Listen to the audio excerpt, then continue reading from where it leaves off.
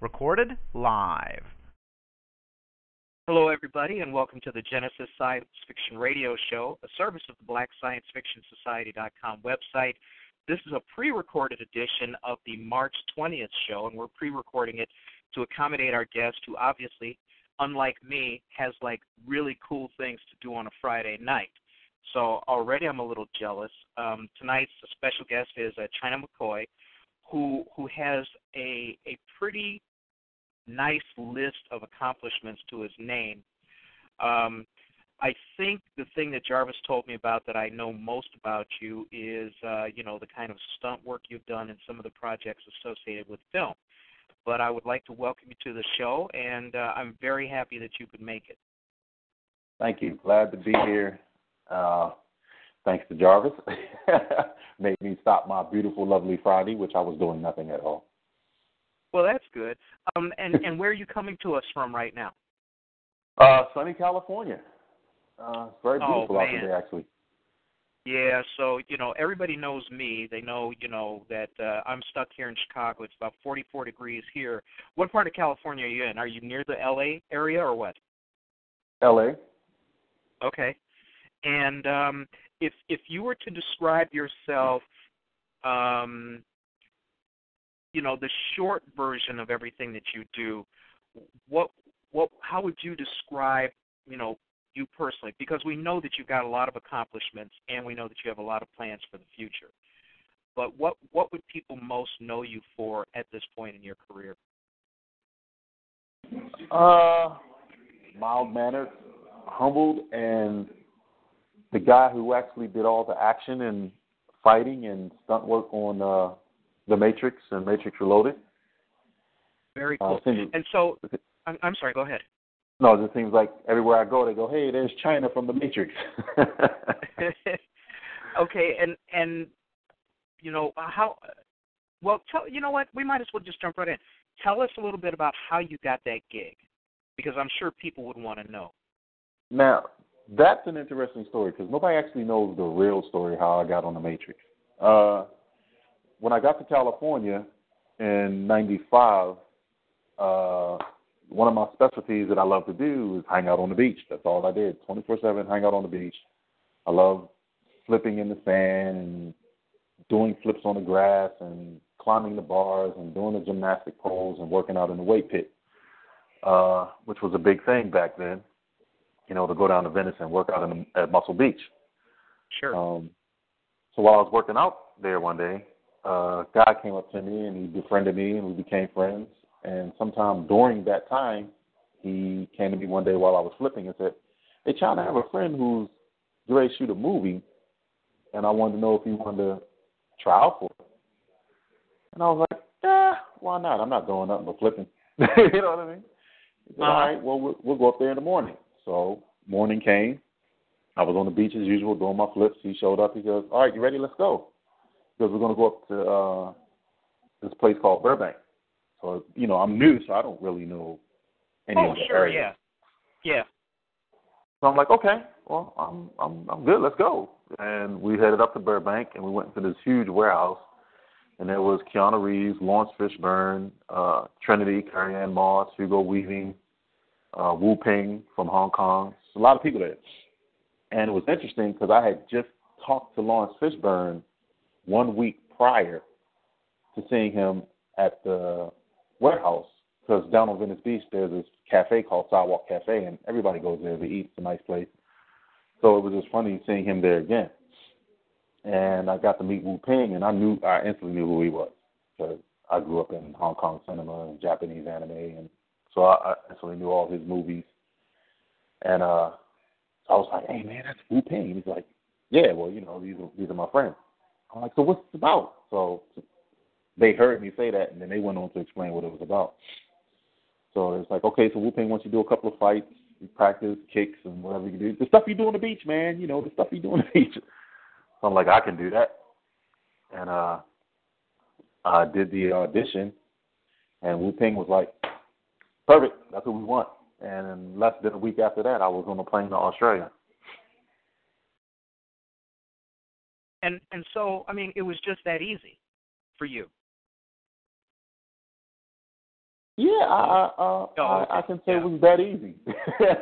Well, no, I mean, come on, think about it. Okay, well, then obviously you had skills. Okay, they recognized that because Hollywood is an industry. Okay, and it's an industry that is geared toward making money. It's not geared toward making people famous. They don't give a damn who you are, but if you can contribute to the bottom line of a movie, that's where their interest lies. So, I mean, it kind of begs the question. I mean, where did you grow up, by the way, first of all? Well, actually, I was born in Spain. My dad was military, and he moved us to the East Coast. So I lived in Baltimore. I lived in D.C. I lived in Florida, New York. So I was, we traveled a lot. So, but the East Coast became my home. So while you're doing that, I mean, were you picking up? I mean, obviously, I would presume that you're in great health. You obviously have an affinity for flipping, for maybe even the martial arts, for all kinds of things that are, very physical. How young were you when you kind of moved your life in that direction? Was it early, or was it something you kind of picked up in your teens? What happened? Well, I mean, by my dad being in the military, he was, my great-grandfather was a Golden Glove boxer. My grandfather was a boxer. My dad was a boxer and loved martial arts. So growing up, it was, as soon as I could see, my first visuals was of comic books and, kung fu movies until Bruce Lee came along. Then it was the Bruce Lee era. So comics and cartoons and kung fu movies was consistent in my life, 24/7. So, I mean, for me to be where I'm at now, my family would say it makes sense because of everything I did as a child. I mean, I used to run around in my underoos and think I was the Hulk and paint myself green and you know what I mean? And just, you had a great imagination. It was like it seems like it was part of you already when you were that young. I mean, it was so much of a part for me that as I got older, me, Tupac, and Jada Pinkett, we went to the same school together. And Pac and Jada wound up staying in the school. They told me I couldn't stay in the school because the teachers were frustrated because they told my father that there was nothing they could teach me in the School of Arts. And my father was kind of like, well, what do you mean? My son's a great artist. He's pretty good at what he does. And they're like, that's the problem. He's too good. He draws better than the teachers. But one of the teachers said, I have a friend over at Marvel Comics. Maybe you can take him over there and he can actually draw for them. But pretty much here, he's already advanced in what he does. So that goes to show you that how far I was into, the comic world and the cartoons just as a child. By the time I went to an art school, I had already surpassed, learning how to what they could teach you. Sure. Yeah, what they could teach. Okay. Yeah. So you're you're military. They call it a military brat. I don't know what your military brat was. Yeah. But you're a military brat, and you have an affinity for drawing, and you're obviously the military discipline of staying in shape and building a good, positive ethic about staying in shape. Did you at the time when you were that young take your drawing further? Actually, I didn't. I kind of strayed. I mean, I remember I used to go over to my friend's house when I was younger, and we used to, lay out on the astroturf kind of grass on the porch, and East Coast, so it was all row houses, and every now and then you find houses with porches, and we would just draw from the comic books, and then it just kind of crossed over into every Saturday morning and afternoon and night we would watch Kung Fu cinema. Okay, so, sure. From there, I kind of stopped drawing and got more into the Kung Fu cinema and Kung Fu movies. So, we're running around the neighborhood and we're doing, 1970s and 80s Kung Fu movies on each other and leaping off of trees. And that led into the flipping. So in the East Coast, we're flipping off garages. We put the mattresses out in the alley and run and do all these flips off the mattresses. And, so it just kept elevating. But I never strayed from the path of creativity. I was always that child. I was never one to be out in the streets to fight. I never started fights. I was never a bully because I was always the one getting bullied because I was always the one who'd rather be sitting on the steps drawing pictures or, kicking at the trees or doing flips than, out with the drug dealers or, down at the basketball courts doing the normal. Doing what everybody else was doing. Right. I was never the one that was doing whatever. Everybody was right. I was always going left. So that was just who I was. And so at that time, did you have a pretty strong insular personality where you were self-directed? I mean, it appears that you did. That you had kind of like your not mission or anything like that, but you had your own way, and you were very comfortable going your own way. So it sounds like you had a pretty strong self-identity that served you well. Would you consider that to be correct, or were you shy? I mean, what kind of person were you that kind of sustained all of this? Yeah, definitely an introvert. To this day, I'm still an introvert. But I mean, I owe a lot of that to my dad because my dad nurtured that. Even though I ran away from home when I was 12, I was always wrong place at the wrong time, but I wasn't a bad kid. Even when I got locked up once, the police said, "What are you doing here? You're not even a bad person." You know what I mean? So if the police are telling me that, then that these are things, they were steering me away from the bad things of the world and try to get me more into my purpose, And on the East Coast, tons of drug dealers on the corner, so they'd be like, "Look, man, what you doing?" "Hey, man, I'm doing my little pictures." Because you don't want to do this. So I was always educated. You don't want to do this. Go do that. And because of that, and being an introvert, it just made me stay more on the path of being creative rather than running the streets and being a child of the system. Sure. So, okay, you're flipping. You've kind of gotten away from the drawing. What kinds of things were you doing, like in your late teens? Where was your life focused at that time? My late teens. That's a good question. I think my late teens, we were living in Washington, D.C. at the time, and I was being drawn into the world. Now, it went from martial arts into boxing. So because we're living in D.C., they were more about East Coast, if you got into fights, you had to know how to wrestle, But if you went to D.C., they were more about boxing, and they were more about, throwing in their hands. And so I wound up getting into that. So most of my life became boxing. But I still kept to create. I used to doodle a lot, but I was more physical. So all my jobs were really physical. I worked for a sheetrock company. I worked for a stone company who used to blow up mountains. And after they blew up the mountains, we would go up and break the rocks. And then we would take the rocks, put them on the truck, and then we would sell them because houses were made out of rocks. So it was very, very physical, my job. So I was always very fit. So when I came to California, they thought I was already like, "Wow, you've been training for years." It's like, no.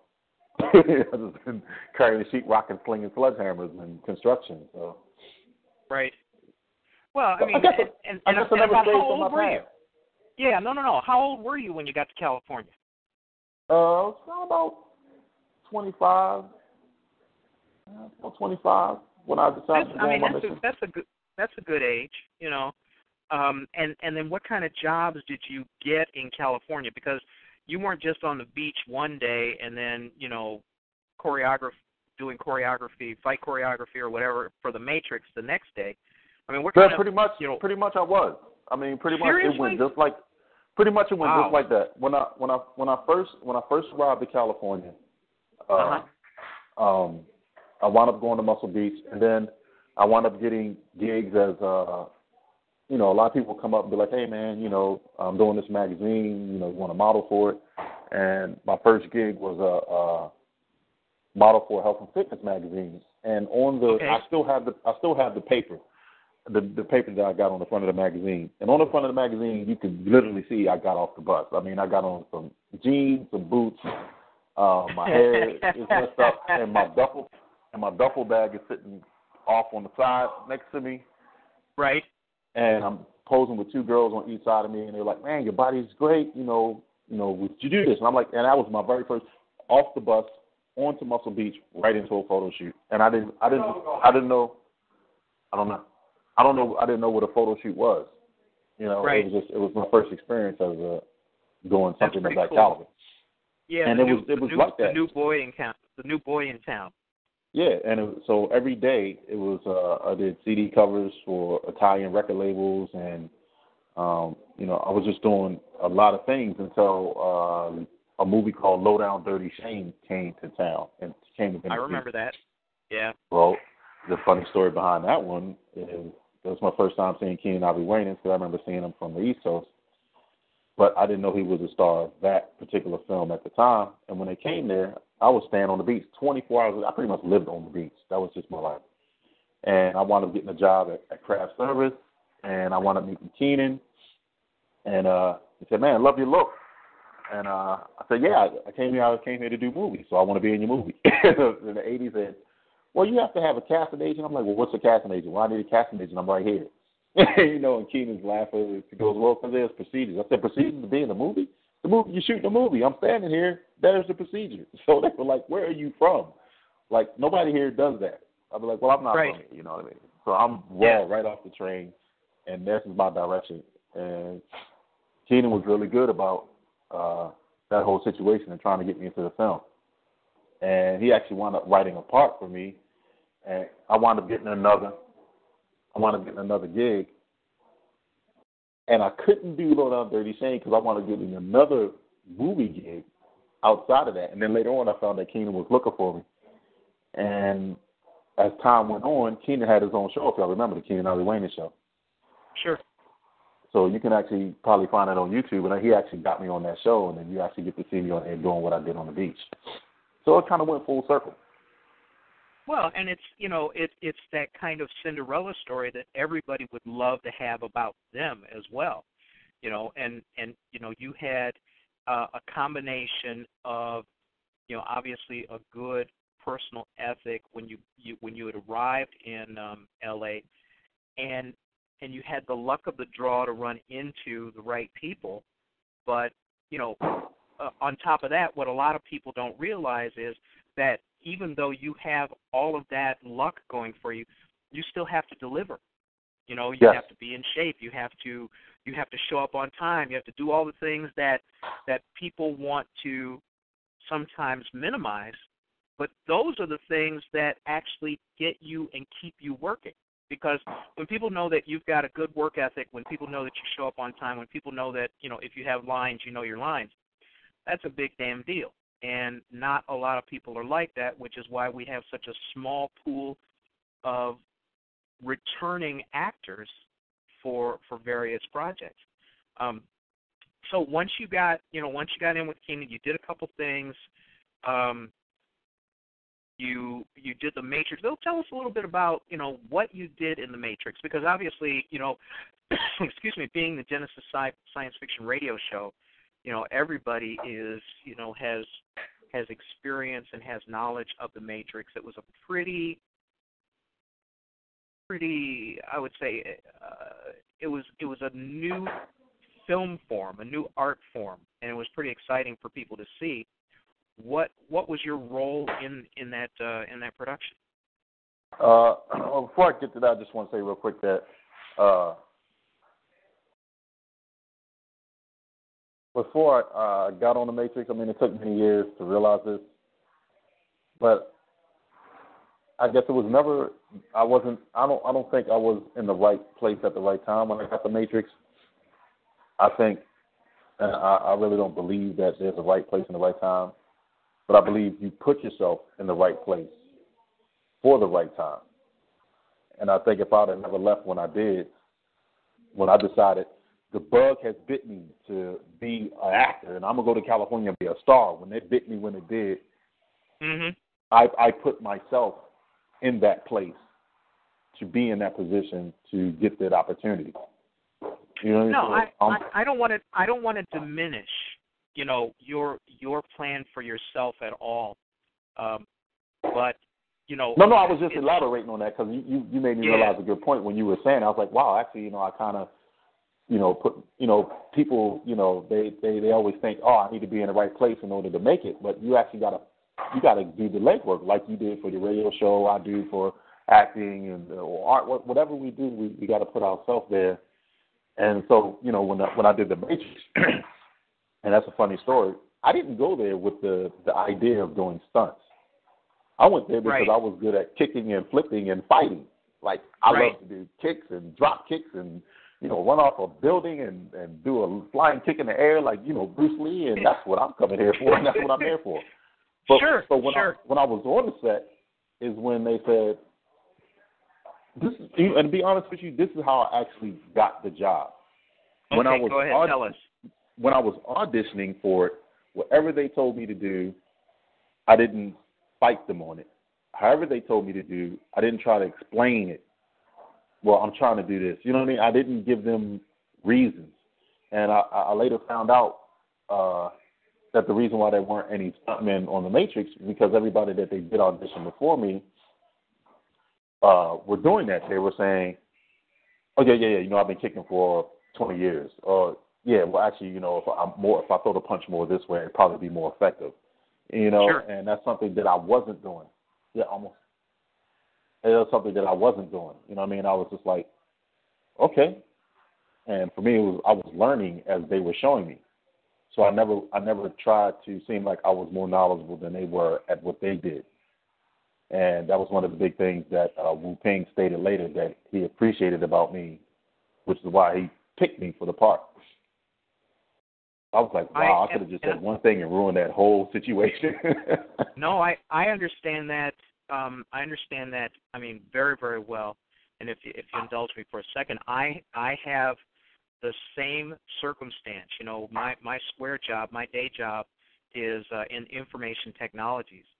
And Fortune 500 people who have, their IT budgets that are bigger than all the money I'm ever going to make in my life would still hire an outside person. One of them was Abbott Labs, and the lab manager for the two labs I was working for, I asked him, why didn't you have your own IT people do these projects? And he says, well, here's what I don't like. Whenever I come to them and tell them what I want, the first thing out of their mouths is, no, you don't want that. What you want is this. So I really understand their philosophy toward you.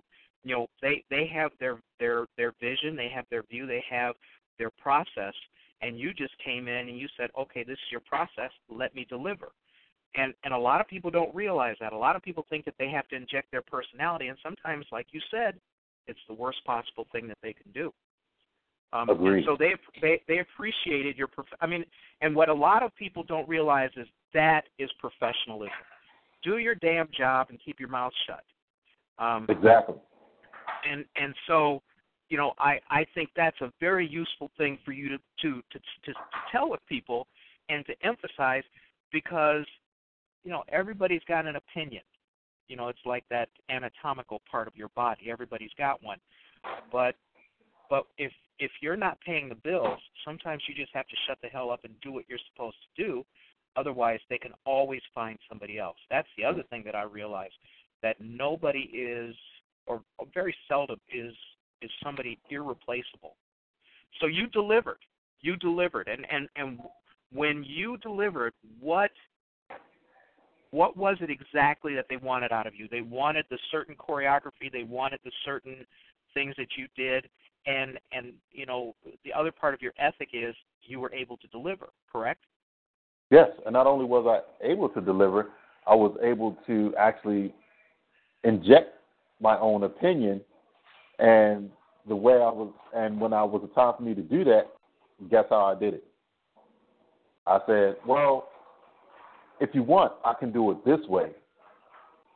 So, just let me know whichever way you like. I can do it this way or I can do it that way, just, So I learned by watching that, like you were saying, don't inject your opinion on anybody, because that's not what they hired you for. But if you are going to inject it, don't make it your opinion, make it theirs. And just let them know that you're flexible in all areas, and then you'll be accepted. Yeah, give them the option. Give them the option. Say, okay, exactly. This is what you had. I also, you wanted a red marble, just so that you know, in this other pocket here, I got a blue one, a yellow one, and a green one in the event that, you might want something different. So, all right, so tell us a little bit about how you, well, tell us what you did. Obviously, you tell it. Yeah. So they start out, on the shooting schedule, and what are you doing? I was at craft service. Mm-hmm. That was the best part of the whole Matrix was craft service, with the lobsters and the fish and oh my gosh! So when everybody was fighting, I was at craft service. But we had rehearsals, and oh my gosh, you got the Hong Kong team there, and it's 4 a.m. and it's like, okay, kick drills. So kick drills for like hours, and split drills, and stretching drills, and the horror. But it was fun because that's what I did. So that was one of the highlights of working on there was the training. Okay. They had we had a whole airport hangar. So I'm flipping all across the airport hangar, and it was just an experience training with weapons. The wire work we get in the harnesses, and we're flying across the hangar, and I found myself just doing stuff I have never done in my entire life. The stuff that they were doing on wires, I was already doing that without wires. Right. So that was unique. But I think the most scariest moment is when I actually became a stunt man on there. So I had to crash through walls. I had to do helicopter training. So basically I went to a big open field on the size of a football field, and the helicopter was waiting, tied me to the bottom of the helicopter, and we flew back and forth. I'm sitting here. I'm here. You going? They tied me to the bottom of the helicopter. Go ahead. Yeah, tell us about that. Tied me to the bottom of the helicopter and was like, okay, let's go. And we're flying to one end of the field to the next, back and forth, and like, okay, we got it. There to shoot, I'm like 150, like, I don't know, 350 feet in the air. I'm over skyscrapers, and I'm flying all through Sydney over top of the buildings. And a lot of people always say, man, it had to be scary. But every time I think about it, I could swear I was Superman. Because when I was up there, all I could just think was, wow, I'm flying over these buildings. I'm holding onto the helicopter with one hand, and the other hand is free. And it was just amazing film. Mm-hmm, mm-hmm. So and about how long was the shoot for you? I think I was in Australia for almost a year and a half. Wow. Yeah. I was one of the last people to actually leave the shoot. That seems to be like my trademark. I think every movie I do when I'm overseas, I just always seem to be the last person to actually leave the country. Everybody was gone home except for me. I was still in Australia. And it's just like, I just did a movie in China. Everybody was gone home. I was the last one there, still in China. Mm-hmm. And that's and were you still doing pickups, or what were you doing? To be on the film that late. No, we did straight through. No pickups. We all the way till the film was done. And so you were actually like in the production and still going till the very end. Yeah, I was there from day one. From the day I auditioned in Burbank, from flying out, getting my passport, and getting on the plane to fly to Australia from the beginning, from the time the film wrapped and everybody was leaving, and I just had to be one of the last people that left. But yeah, from the beginning to end. That's pretty cool.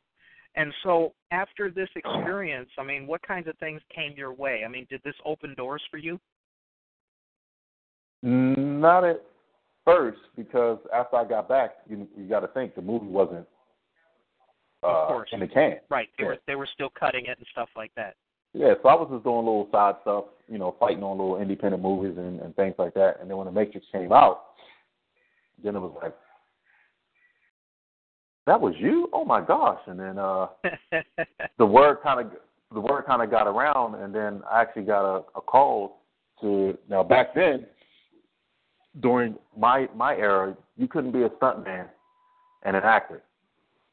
And I wound up getting a call, and the guy said, "Hey man, we want you to do this star in this film. It's called Game Over, and you're the only person right now who can do martial arts and act."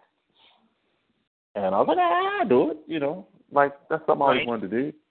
And the stunt community was just like, you're a stuntman, you're a stuntman. Acting community, like, if you're a thespian, you're a thespian. You act, you don't do action stuff. And I'm just like, I just like to do what I do. I don't really care about the communities. I just care about somebody asking me to do something. If I can do it, I'm going to help them. Right. And Game Over led to another film called TKO, which was another film, Urban Assault and Random Acts of Violence. I started doing all these indie action films. And then I did another one. It just kept going. I mean, I just became known as the independent action movie guy who could act and fight at the same time. Well, I mean, obviously it's a good skill to have.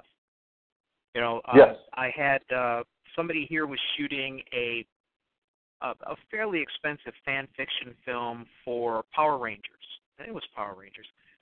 And they had to choreograph a fight scene kind of in the forest, and some of those guys under those costumes didn't know, obviously, the things that you know, and so they had a fight coordinator to try to make them look as much like they were fighting as possible. So, I mean, it's a great skill set. They also wanted to shoot on the roof of one of the buildings that I have clients in, and they said, well, can we shoot on the roof? And I said, well, what's your budget? And they said, well, it's not really much of a budget. I said, well, it's going to cost you about $250,000 to rig the roof to have a fight scene up there. And they said, what do you mean? I said, well, you got to have nets all the way around. You have to have stuntmen below the line of the roof. You have to this. And they said, well, can't we just stand in the middle? That would be like them saying, here's some bungee cords, attach your own ass to the helicopter. It's just not done. Especially when somebody's life is at risk.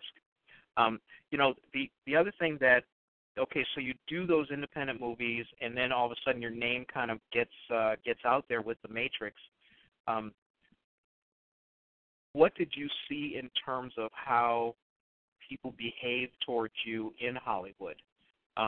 Did you get kind of the respect that you thought you were due? Because it doesn't always happen that way. I never thought about this. Yeah, go ahead. I never thought about, okay, I did this movie and I'm gonna get respect. I never really thought anything, honestly. After I did the movie, I was like, oh man, that was fun, that was great. I'd love to do another one of these. And that was my mindset.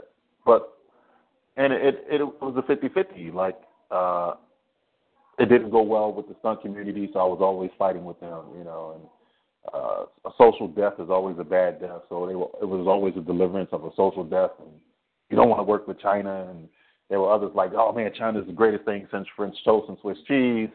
So, I was always, when you do rebellious things, I realize it now, but when you do rebellious things, you definitely have to deal with consequences from both sides. So you're going to have 50% of people that's not going to like what you did because either it should have been them or because you were supposed to just be loyal to one side. And if I'm an actor and I'm a fighter and I'm a stuntman, actually who am I loyal to? Because The Matrix was actually the first film to divide stunts and fighting. See, in Matrix, they did fighting. Then they also did stunts. So when they were in the dojo, that was fight choreography. Right. In the bathroom scene, that was fight choreography, but they added a stunt, which was Morpheus coming through the wall, landing on top of the agent, and then they were fighting, and then he gets slammed off. And so they were mixing the stunts in with the fighting, but the Hong Kong team divided that. So it was like the Australian stunt team handled the stunts, and the Hong Kong team handled the fights. So I was a cross hybrid of everything. So I knew how to fight, I knew how to do the stunts, and I could act. So that became Mr. like triple threat. Yeah, triple threat pretty much. So that was probably that created a problem in the world where everybody was only doing one or the other. You were either a stuntman or you were an actor. You couldn't be a stuntman, actor, and fighter. You can't do all that. It's just not possible. But it was possible, and I didn't have any limits. No, go ahead. Yeah. No, I was just saying mentally I didn't have any limits, and physically I didn't have any limits. So, that could be seen as a threat, and that could be seen as a good thing. So, the people who saw it as a threat, Those are the people I never got to work with. The people who saw it as a good thing were the people that would say, hey, man, I got a movie, want you to star in it. Sure. Yeah, I've been told by a lot of people. I mean, I'm a filmmaker here in Chicago, and I'm an independent. I've done shorts, and I have a feature that I'm going to do in 2016. And a lot of the people who I've worked with since about 2000, let's say 2007 or so, they tell me that the coin of the realm in Hollywood isn't necessarily money at all, but a lot of it is ego driven, and that's what makes it so difficult, because sometimes it's just not rational. But whether it's rational or not, you know, it's tough to overcome people when they have prejudices or they've made up their minds about certain things. But apparently you still kept working, correct? Yeah, I mean, my mentality was, if there's 1 million people in the world and only 500 people hate me, my odds are good. That's not bad. You know, and that's just what it's going to be. I'm not going to appeal to everyone, and I'm not going to be loved by everyone, and I'm not going to be hated by everyone. You know, so it's because we all are individuals. We all have different tastes. We all have different likes. We all have, you know, we also have that ego where, well, we can't get Chyna to do what we want to do, so we don't like him. And then the other half is like, we like Chyna because he's a rebel and he just does his own thing and he makes it happen.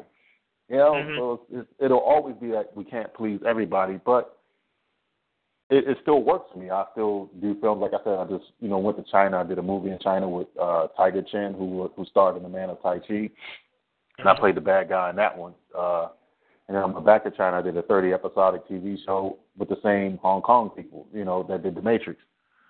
So, I mean, it just goes to show you that somewhere I'm still loved, and I'm actually supposed to go back to China again soon, probably in a couple of weeks.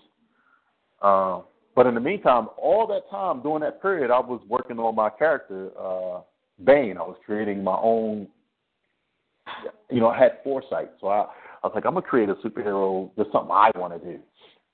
Sure. And that has been a driving force that's been keeping me motivated as well as I pursue and do different movies. Because the movies were, if I can get my name out there more and more, it'll work just in time when I'm ready to do my own thing. And it's actually starting to pay off. So, I mean, Bane is all over Twitter, Instagram, Facebook. It's catching on like a firestorm. And what medium is this? Supernatural horror. Okay, and that's is that film? Is it?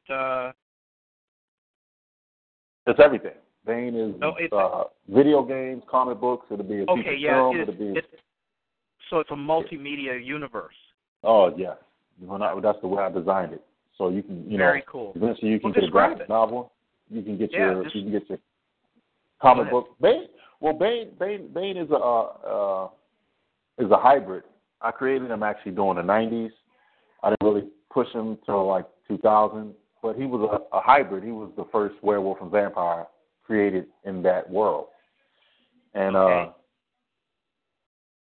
it was kind of hard to get him out there because one, he's an African American superhero.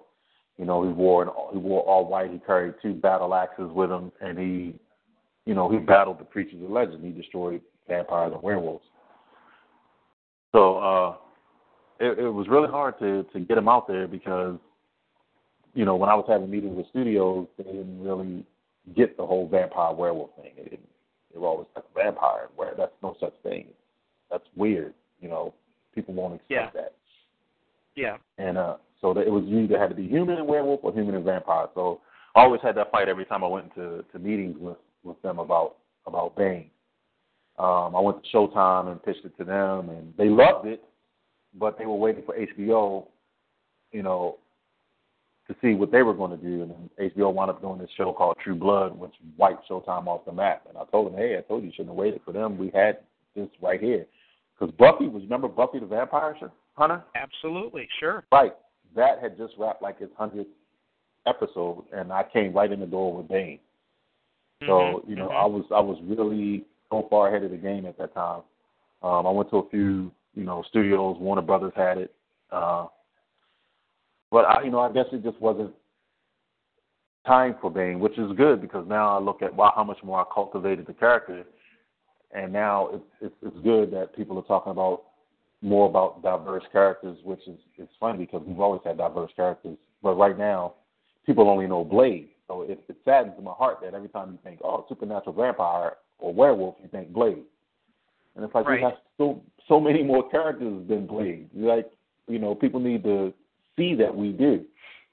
And which is why I've been really gun-ho and been fighting to get Bane out there.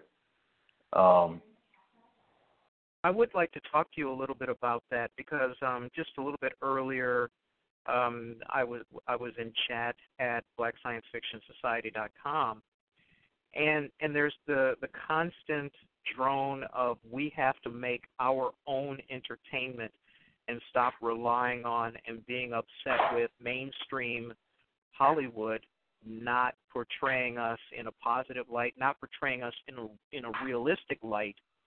And then if we want to have our own superheroes, you know, we have to do it at the behest of whatever mainstream culture dictates. So tell me a little bit, and actually tell everybody a little bit about the hurdle that you are having trying to promote, you know, essentially a black hero for mainstream entertainment. You know, you're not trying to go to BET. You're not trying to do a GoFundMe and just, you know, do that. It sounds very much to me like you're looking in terms of mainstream entertainment. Would that be fair to say? Yeah. Now here's both sides to that sense.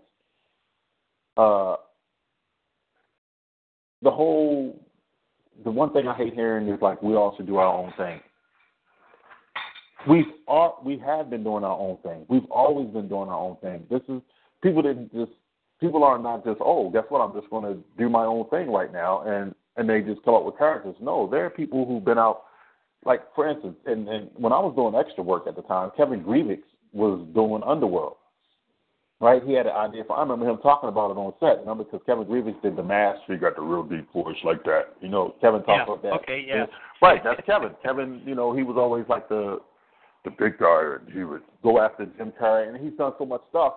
He's been on Batman, you know, when they had Val Kilmer, and that whole time when they were just slaughtering the Batman series. But you know, all of us there were so many people out there with African American characters, and it's just that nobody ever looks. There's so many websites donated to African American characters and superheroes and villains, and that have full-fledged anthologies and mythologies and so much history, but no one ever looks. Mm-hmm, so it's hard for us to get out there if the system is only pushing the Justice League, you know, or the Avengers, and if that's all they're pushing, forcing into the mainstream system, then that's all people are going to see. And when people like ourselves try to get out there, they don't let us because I've been in meetings where they've loved Bane. The studios love Bane, but they want to make Bane white. I'm like, you crazy. That's not going to happen. That's not who he is. Right. He's from Siberia. There's no white people in Siberia. So no, you're not doing that. So that's a hurdle that it's hard for me to overcome, but doesn't mean I can't overcome it. All it means is, all right, I can't get into the front door, I'll just go around the side door. And if I can't get in through the side door, I'll just go down through the basement or just dig the tunnel. But I'm going to get in. Right. Now, the problem with black characters or African-American characters, and this is going to be so true when I tell you, you're going to be like, oh, my gosh. This is what I always felt. We as African-Americans need to stop focusing on making African-American characters out of anger. And we need to stop making African-American characters on an African-American level because it's like you're forcing your race and your anger and your hostilities and your sensibilities onto people. And that's not what you want to do. What you want to do is you want to make an African-American character that's universal, meaning that when you develop your script, everybody's in your world because that's who you see. That's what it is. But see, what we do is we get angry and we start making these African-American superheroes, and it's just an all-black world. And it's like, okay, then you're doing exactly what the whites are doing. So you can't complain about what they're doing if you're going to turn around and do the same thing. Well, not only that, but you can't turn around and do the same thing without the capital. You know, white folks got a boatload of money to do whatever they want to do. We generally do not. So now, hold up. Let me stop you there. I had no capital when I made Bane. When I made Bane, I had passion and idea, and I forced it, and the social network has been a great help. And I put it out there, and the more people saw it, and they were like, well, what is that about? And it's like, hey, my character's a hybrid. He's a vampire. He's a werewolf. He feeds through his hands. He got these battle axes that turn into chains. He's this, he's that. And they're like, wow, and he's this different-looking character. I like it. And then people will come on, hey, man, well, how about if I draw some stuff up for you? And so, hey, man, appreciate it. Sure. And so more and more people attach to that. Ahead. Now, once it starts to grow, which it has done, it's gotten so big now. People are coming on. Hey, man, let me do some splash pages, or let me do a comic book, or let me create a doll for you. Let me, everybody wants to do so much for you to help you elevate that, and that's without capital. That's just all love for the character that's been created and the passion behind it. Yes, but even you have to admit that there is nothing average about what you did, and there's nothing average about the approach you took. The fact of the matter is a lot of people have tried to do what you do, and you and I both know that there's resistance. You and I both know that there's going to be challenges, and a lot of people would not have been as persistent and certainly not as successful as you were. And what you said is exactly what I've been telling black folks a long time. And even though I got this Japanese last name, the work that I do screenplays and I do novels, and I just finished a trilogy. And you don't know me at all, but my trilogy has to do with what happens in America when the country finds out black folks have been secretly living on the backside of the moon since before Neil Armstrong got there. Now, it's a unique plot, and I wrote it not just for black folks. I wrote a good story that had black people in it, but it's universal because you said it. You just said it. You said it. You are so brilliant. You are so brilliant. Oh no, it's just being around the house with the ankle bracelet. I got a lot of time to think. But you said it right. You got to make movies with black people in it. You got to create stories with black people in it. That's how it becomes universal. Right, and you have to portray them not as black people, and I was making those air quotes, not because they're black people in air quotes and thrusting themselves into a viewer or a consumer's face, but the fact that they're black people who happen to be in the story and live demonstrably or act demonstrably as we do. And the thing is, we don't act, I don't leave the house, okay, yeah, I'm a Japanegro, but I don't leave the house with a black chip on my shoulder or a Japanese chip on my shoulder. I leave the house as William. I go do my work as William. William happens to be black. William happens to write black stories. And I think as you said, your approach is exactly right. And the one thing that I tell other people who ask me, okay, you're fairly successful with what you've done, what's the deal? And the deal is write a good story. If you don't have a good story, it doesn't matter what color the people are. So I believe that you have to be invested in the quality of your art, regardless of the color, in order to get the kind of mainstream success that you are getting. Isn't that kind of how you pushed yours forward? You weren't just saying, oh, this is a black character only for black people, whatever. You were invested in telling a good story, right? Yeah, when I created Bane, I was just thinking, man, half werewolf, half vampire. Oh man, this would be awesome, and this is how I see him. And if you kind of look at Bane, you can almost see the old Kung Fu 70s in him, right? He has the long white outfit, that flaps in the wind, and he carries two big battle axes. I mean, it's pretty much like the old Chinese movies. But it was just all about all the cool stuff that I could just do in the big world I could create with him just fighting werewolves and, all these vampire powers and all the cool flips and all the stuff. And it never occurred to me that he was black when I was making him. It just occurred to me that he was a cool character. And he was doing cool things that appeal to mainstream consumers. Kids, my nephews, nieces, their friends, all love Bane. They wear my Bane T-shirts. It's just everything. I mean, it's and also I thought it out. When I created Bane, I created it from an audience perspective because I am the audience. I grew up on this, so I didn't create it from a financial. I'm doing this by the numbers. No, I thought about. Oh, wow. So we need to have, it really needs to be everybody. Like, I just thought of all my friends. So all my friends are going to be in Bane. So they're all going to be different characters in Bane. They're going to be all my friends. And all my friends are Asian, from India, just all over. Mm-hmm, I mean, my background is my dad's Apache and Blackfoot. You know what I mean? I have an Asiatic mother. You know what I mean? My grandfather's Irish. So I have this history. And all that is, cultivated into Bane. Bane is from Siberia. Who would have thought Bane character would be from Siberia? Yeah, well, he's from Siberia.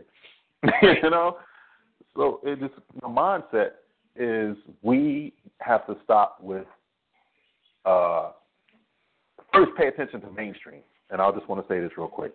Mainstream, or the comment Michelle Rodriguez made, she made the right comment, but in the wrong context. But at the end of the day, we didn't steal anything. We can't steal anything from them. They give it to us. And the reason why they give it to us is economics. Change it to black people or black characters or African-American characters, we get African-American money. Right. Put a black person in there so the NAACP doesn't knock on our door and affirmative action. I'm telling you, that's the only reason why, me personally, I'm going to be honest with you. I didn't want to see. And Michael Clark Duncan was my man. We came up in the industry together. We did our Kelly music videos together. Like, we started at the bottom. Me, Derek, Luke, all of us, Chyna, all of us started at the bottom as extras. But I don't want to see them in superhero roles that are not for African Americans. If I grew up with Nick Fury, started out as an old white cat, then that's what he should be. If Spider-Man has been Peter Parker for 50 fucking years, don't make him African American just for the sake of making him African American. To me, that's bullcrap. There's so many African American characters actually in the Marvel universe. Just grab some of the B characters or your C characters and turn it into a movie. If you could do it with Blade, then why can't you do it with everything else? Well, you know what I mean? And absolutely. It still comes back to storytelling. Even if you have B-list characters, if you tell a good story, people are going to like. Look at Guardians of the Galaxy. Okay, nobody really read that comic. I mean, when you look at the numbers for the comic, it was not a high readership comic. But what they did was they turned it into a semi-epic movie, and they told an entertaining story. I won't say it's a good story. It's a very standard story, but they made it entertaining, and people watched it. So marketing was great. They marketed the hell out of it. Absolutely. Because if it wasn't for the marketing, they made it seem bigger than what it was. Because Guardians of the Galaxy is not even big in the comic book world at all. Like, who are these people, right? Like, nobody really cares about you. You guys show up every now and then, do a few things, and you're gone. But who cares? And the marketing made it seem like the Guardians of the Galaxy is the biggest thing since the galaxy. I'm like, okay, but you can do that for Guardians of the Galaxy, but you can't do that for all these other characters we have in the Marvel Universe. All right, cool. Yeah. And the other complaint that people have is they bitch about the black characters that are in these mainstream stories. Okay, so what's his name? Is Hawk getting his own movie from Captain America? Who, Falcon? I don't keep up with. Yeah, Falcon. Yeah, I'm sorry. Did I see that he was going to be? Is he going to be headlining in his own movie or not? There was some brouhaha about that. I don't keep track because I don't care until they come out. But people, black folks have a constant complaint about, who's doing this and who's doing that, and this person's not realistic, and they should make so and so black. They should do this. They should do that. And like you said, it's all about the storytelling. Tell a good story, put some black folks in it as they are, and I think that's fine. So what's you know your what you're saying here's a good example of what you're saying. So for in case our listeners, get a little sidetracked, it's a French guy comes to America to be an actor. You force him to speak English in a role. Don't force him to speak English because you're not going to get the best out of him. Let him be who he is. If he speaks French, you'll get a phenomenal performance that you probably would have never even imagined. And it's the same with us. Stop switching us into white characters. There's characters. Just make us a part of the story, and we'll do the work. It's like the Matrix. Put me in the situation. I'll get the job done. Yeah. You'll make me a hero. Once I get the job done. And like you said, you don't leave the house with that chip on the shoulder. I don't leave the house with that chip on the shoulder. I understand that racism exists. I understand Hollywood is Hollywood, and I also understand it's Hollywood, and that's their machine. That's their business. That's how they run it. So we, as an African American culture, I believe, have been brainwashed to the point that we will never support each other. But if you get the right support under enough of us, we can fix the world. Yes, and that's what I believe. Well, what I have said is that we have been conditioned not to cooperate with each other. I mean, for 400 years in this country, we've been conditioned not to cooperate with each other.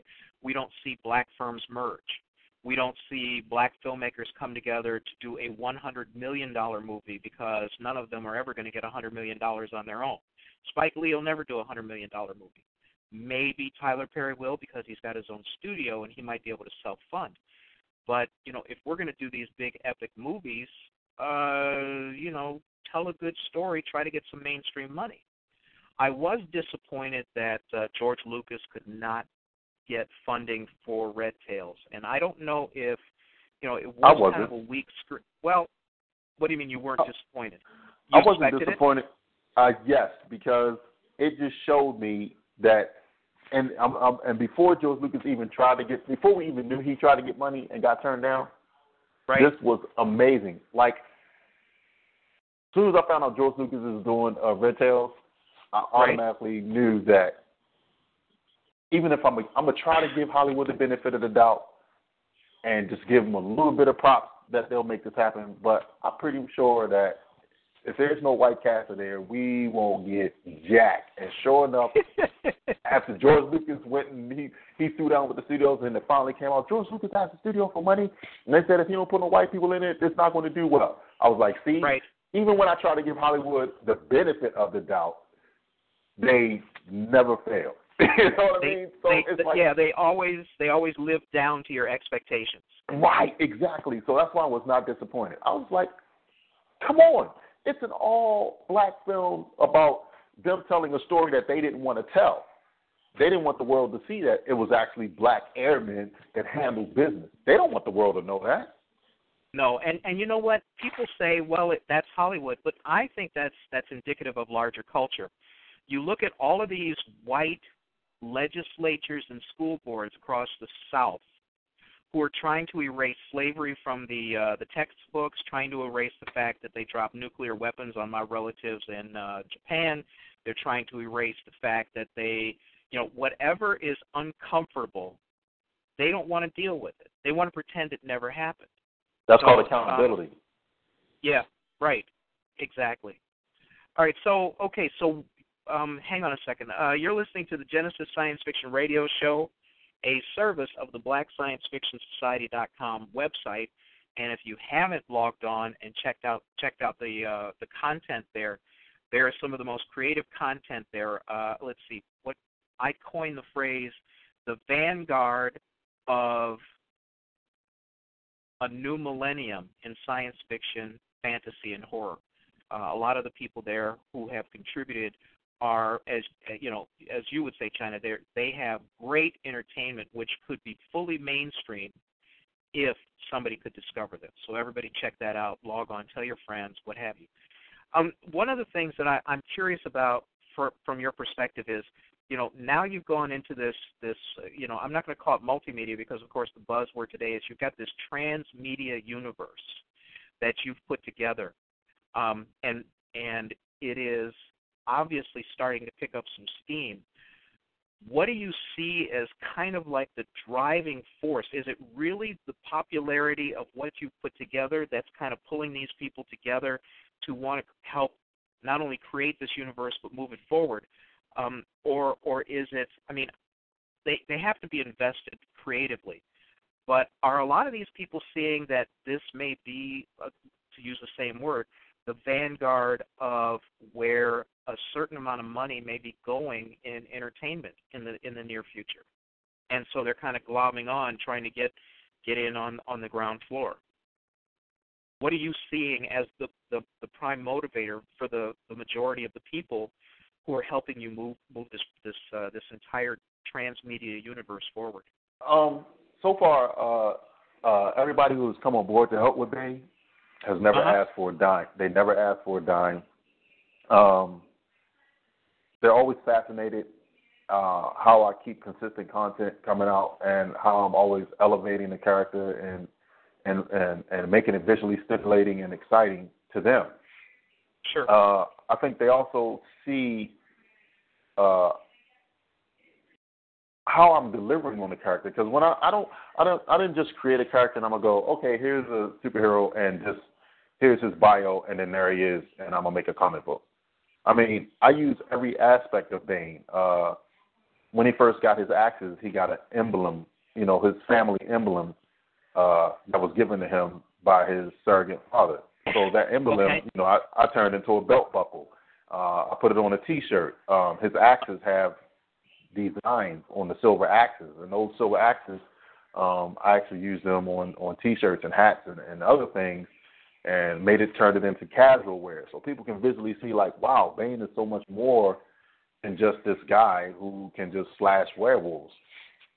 And and I make Bane feel more like a universal character and not an African American character. So he's just cool just by the way he looks. You look at him and say, that guy looks cool. Yeah, and that's just it.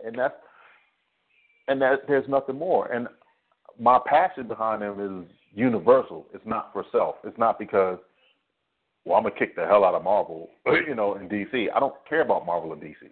I grew up with Marvel and DC. I'm a 60s baby, so I've seen every Sesame Street Spider-Man, every Spider-Man movie, cartoon. If Stan Lee had a thought and he breathed it, I probably saw it. So I'm not really a fan of Marvel anymore like I was as a child, but now it's like I need to create my own comic book company, which I'm doing. It's called Silver Axe Comics. But, it's I think I grabbed the world as well, because vampires and werewolves will never die. That's forever. So I made sure I leapt into a world that people, kids,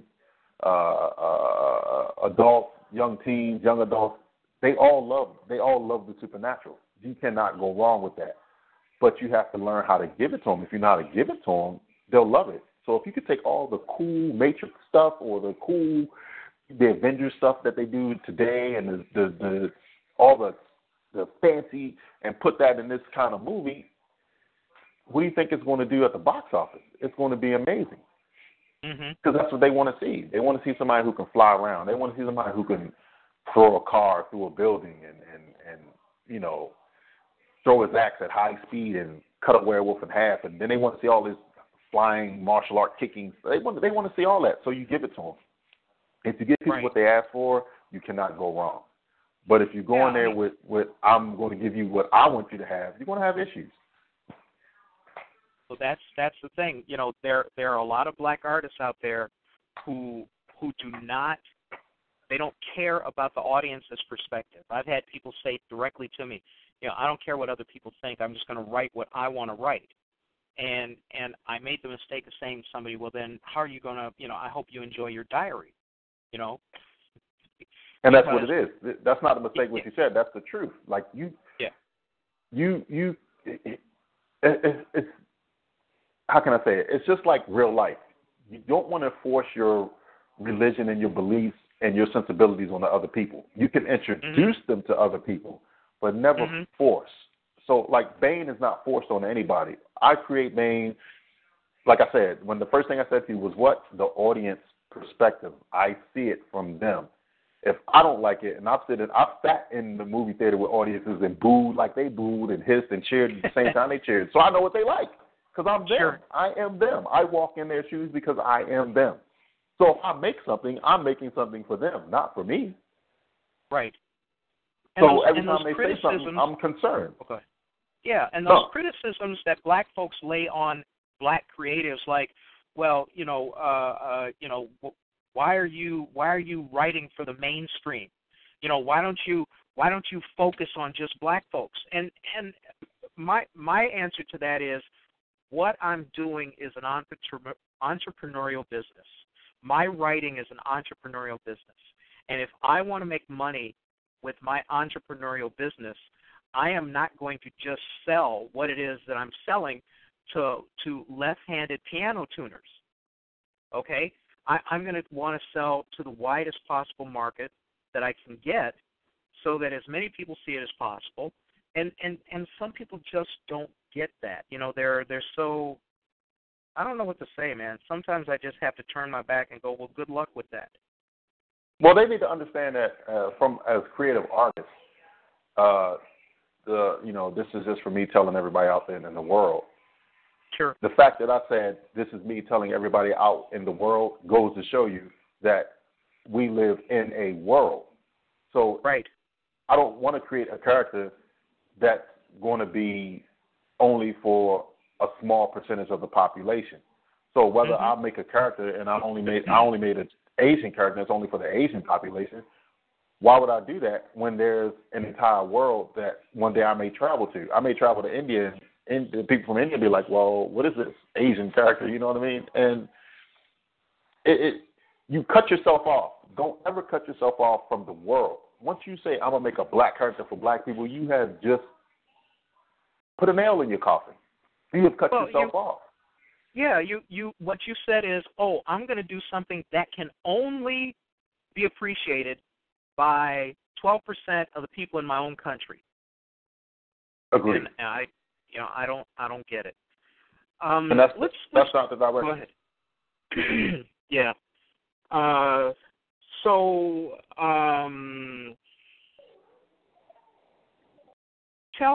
You've talked about the great things, the people coming together to help move this forward, the fact that none of them want money because they are invested in the universe, in the reality. In the dream. Yeah, exactly. I was just about to say that, and the dream.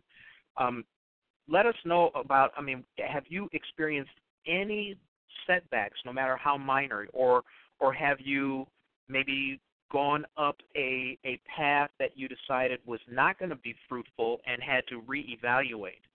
Has any of that happened in the pantheon of your experiences putting together the Bane universe? Oh, and for people who want to know, it's not B-A-I-N, it's B-A-Y-N-E. So right. If you're going to do some searching, you're going to do some looking up. Actually, you could go to Chyna Mccoy, CHYNAMCCOY.wix.com/Bane, B-A-Y-N-E -reborn to check out some pretty good stuff. And if they want to look at the more animated version, they can go to BaneLegacyApocalypse.weebly.com. Pretty cool. So all right. Yeah. And then the other one, have you talk about some of any negative aspects, anything that you've observed? Obviously, we know about the trials and tribulations of Hollywood, but what else might you have experienced to kind of let people know what they might want to look out for, et cetera, et cetera? Well, it's kind of hard to say because I really haven't experienced setbacks from other people's perspective. What I mean is everybody has different characters, African American characters, so they all may be accepted differently. Right. I would say the only setbacks that I've really had is, people going, well, they're not they may not be ready for this kind of character, or isn't there a character already like him called Blade? And, I always run into that. So if you ever make a character that's in this is what I hate. When we make African American characters, we always have limitations, because if you make an African American character and maybe he's called Nightbreed, and the first thing someone does is, they already have a black character like that called Black Panther. And it's just like, wait, these two characters are nothing alike. But, we don't get room to move around. Right. And so that's always been my setback. Not too much. I think out of 100%, I can say only 5% would say, oh, he's like Blade. And it's like, no, he's not like Blade, because you're telling me because he's like Blade is saying that all black people look alike. And it kind of throws them off, like, oh, shit, did I just say that? Oh, I'm sorry, I didn't mean like that. And it's like, oh, you did. So you're saying the only thing you know is Blade, and because my character is a werewolf, he's like Blade. How did you compare those two? Right. Well, doesn't he fight vampires? Well, okay, yeah. Next, where else can you go except for they're both black? You see what I'm saying? So I'm still going to get you trapped in a corner. So what you got to think about what you say instead of just looking at the character as a standalone. Blade has a sword. Bane has axes. Blade runs around, shooting guns. Bane doesn't. Blade is, utilitarian with his, military type style dress wear. Bane is casual. Blade has tattoos and a afro. Bane is bald. They're just totally two separate individuals who do two totally separate things.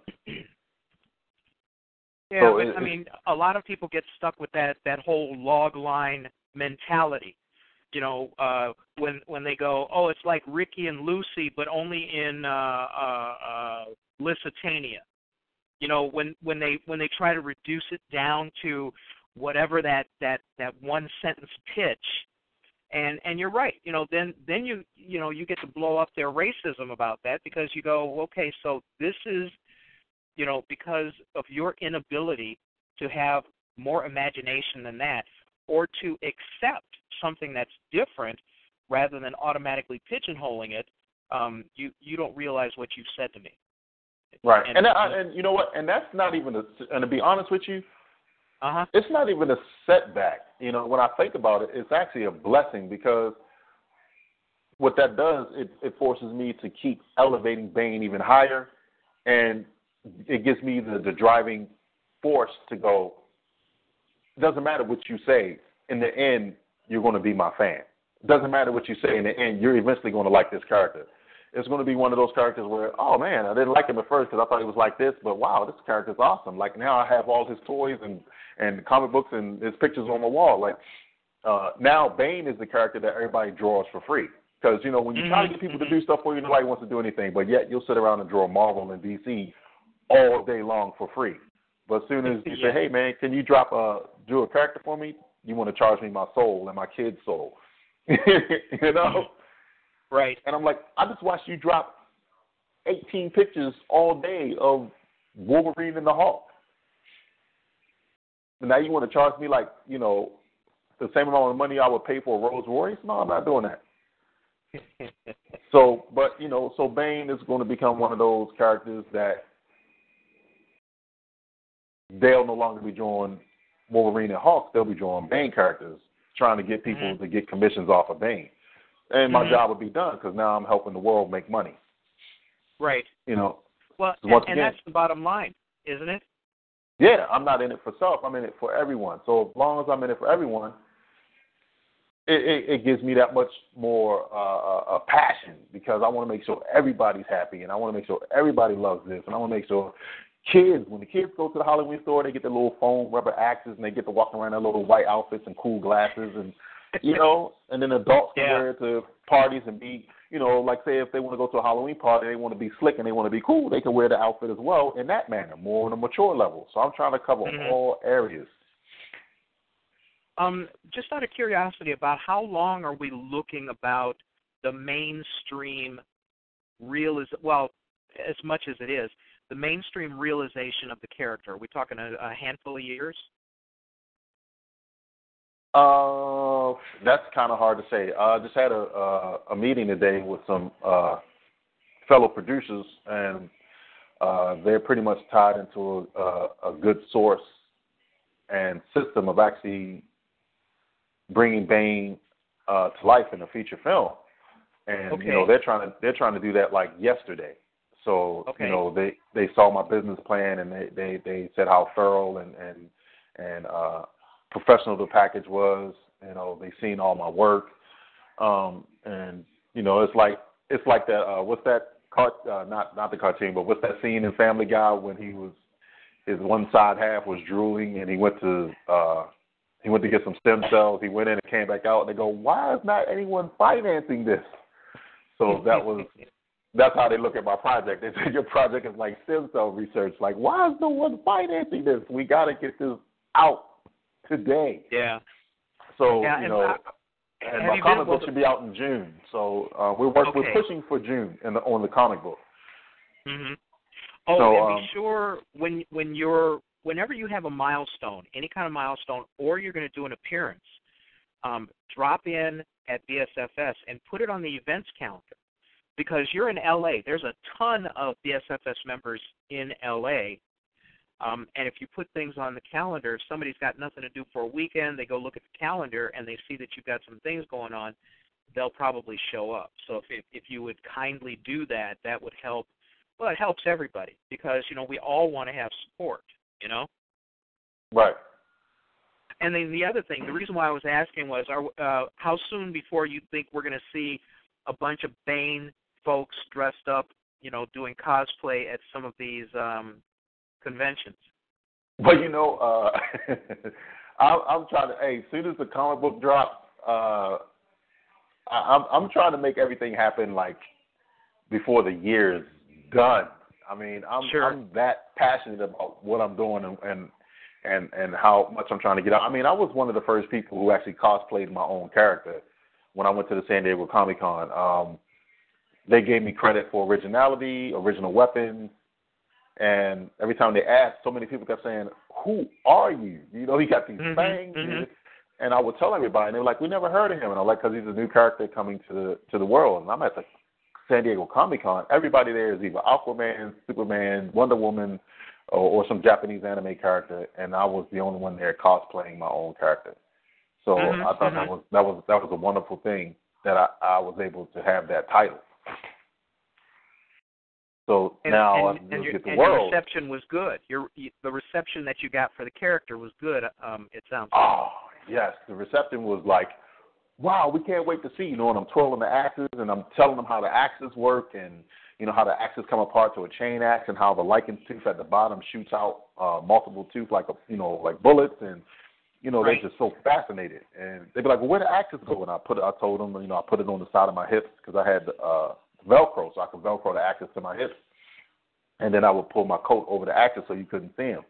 They were like, wow, it's like an old gunslinger. And I'm like, yeah, I just whip the skirt back and pull the axes off, and I go to town with what I do. And they were like, we love this. So it was the reception for Bane was overwhelming, which made me, you know, that just gave me more hope to go back even harder. Oh, absolutely. Yeah, I mean, the encouragement that you get from that's got to be a pretty good high to leave the convention on. Well, you're talking about the Comic-Cons. Well, it's not like we're not talking about like a backyard party. You're talking about these people are the most critical people in the world. You know, some people call them fanboys, some people call them hardcore fans, and these are the same people that are saying, what you got right there is awesome. Mm-hmm. You know, so, and it's just a great thing. On Twitter, this is how I test Bane. I'll send Bane to Japan on Twitter, and I'll send all my pictures or whatever to Japan Manga. Japanese respond great. I send Bane to all the, because I have a list, and one of my lists is cosplay fans. So I send Bane to all the cosplay people on my list. So, you know, there's a long list of cosplays from Boston to wherever, all over the world. India, you name it, that's where I send Bane to. And the responses that come back is great. This is cool. This is awesome. This is exciting. Wow, I can't wait to see this. What is this? Wow. where can I get this? And this is all over. And this is from cosplay people from all over. So, you test your waters with the cosplay fans, you know when you got something. Because they'll tear you apart. They're like wolves. They'll tear you apart. Yeah, and this should be a cautionary note for people who are looking, at ways of promoting their own work. If you have great work, this is where social media does work very, very well. It's not like Facebook. Facebook, you're basically talking to people who already know you. But to get on these lists and to send your work out and then, to sit back and watch and see what the reaction is, that's probably one of the best ways of finding out, that's almost like a test to destruction if you're not doing well. If what you have done is not that great. But it sounds to me like your rollout this summer should be very, very successful.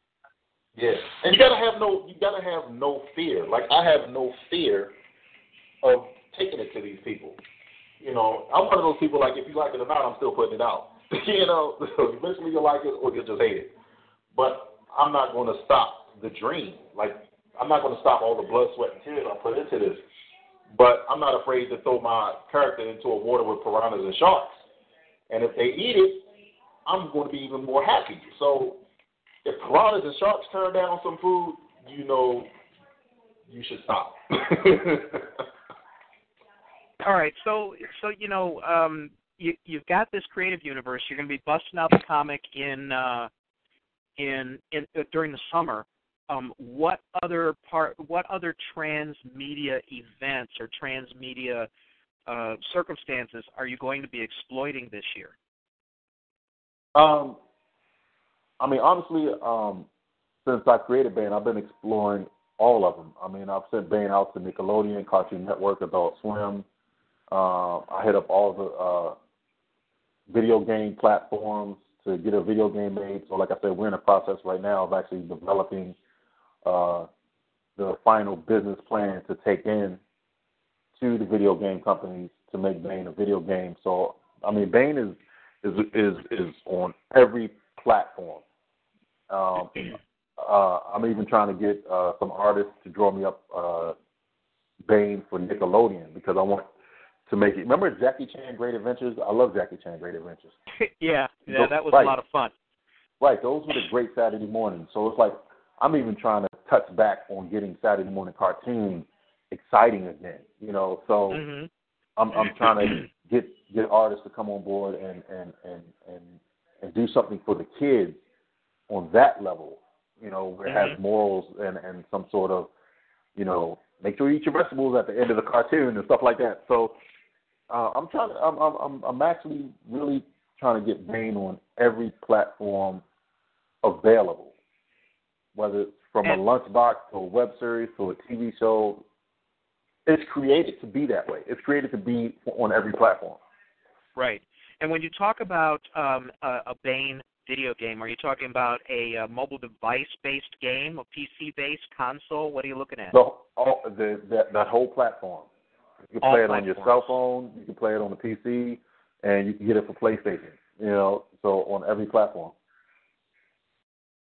Yeah, this people should pay attention to this because if you're going to be invested in a universe and you want that universe out there and you want to, everybody should be doing this to make money, then the other thing that you said that most people do not do, most black folks don't write a business plan. And, that's the first thing I did. That's the first thing I learned. I was like, what is PowerPoint? And when I learned what PowerPoint was, I was like, what can you do on this? I was like, wow, I could probably put all my Bane stuff on here and just make my own little package. And it's been on since then. Like I like to discover. You should be a discoverer if you're going to be a creative artist. Well, and I talk about the 80-20 rule where 80% of what you do as a creative entrepreneur is about the business of doing business, and the 20% is your artistic part, because the business part is huge, and you cannot skimp on that, and you cannot minimize what has to be done. Like you said, You said, okay, what's PowerPoint? What's Excel for keeping track of where my money should be going, where it should be coming from? All of those things are, people just have no idea. They tend to not want to think about that as being a necessary component to doing business. And I people have no idea, and I hate to talk to black folks who say, hey, I want to start a business, or I want to do this, or I want to do that. And I'll go, well, have you done a business plan? Well, no, I haven't done one. Are you going to do one? Well, not really, because I don't know how. And I think that the fact that you're going to be an entrepreneur means that you should be a student for life. You should be learning new things all the time, and things change so much. So you're going to have to figure out those. I mean, look at you. When you talk about a multimedia universe like yours, end user devices are going to be different. The consoles are going to change. All of these things are going to change. Even what's popular in the movies are going to change. But it sounds to me like you are always going to be on top of those changes because you're serious about doing business. Yeah, when I did my first business plan, it was on Microsoft Word. I had no idea, okay, Microsoft Word, how does this work? And this was before the internet was the internet, pretty much. It was now there's no reason. You go to Google Wiki, you could just type in, I need a business plan template, and they'll just give you the whole template, and all you got to do is remove whatever's on there and just copy and paste your information in it. But when I was doing it, I had to actually find the software, get it, download it, figure out how to use it, and then I was like, wow, you can put pictures on this piece of paper, you know what I mean? You can make watermarks on Microsoft. I was like, wow, this thing is incredible. And my first business plan for Bain I still have it, is on Microsoft Word back then. Now, here's something that's going to sound funny to a lot of people, but I'm not in this business, and I didn't create Bain for financial gain. And I believe, this is just my personal belief, I believe I have come as far as I have with what I've been doing because I'm not in it for the money. Because I'm not in it for the money, it allows my passion to be unlimited. It allows the power of my creativity to be unlimited. See, what happens is, and you may agree with me, when you do something because, okay, I need to come up with something because this will make a lot of money, you limit yourself because you're only thinking of a quick way to make money from what you are creating. If you are creating something out of the love and out of the passion, then your creativity there is no limit. It's infinite.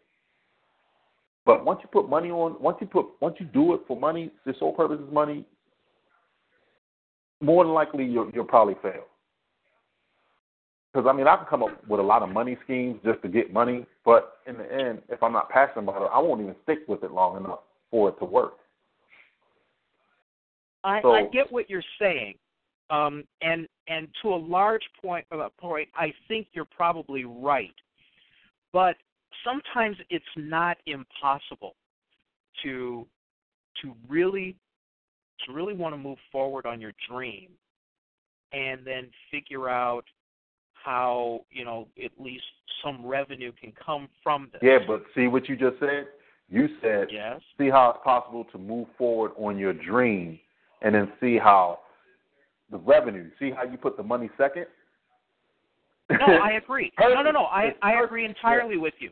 No. Yes. When I became an author, unlike every other black author in Chicago, I was writing a story that I thought would have some long-term traction.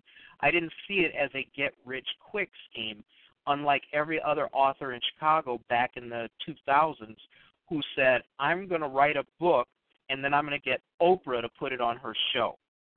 Not happening. Every single black author I met in Chicago, almost without exception, that was their plan. And like you said, it's not happening.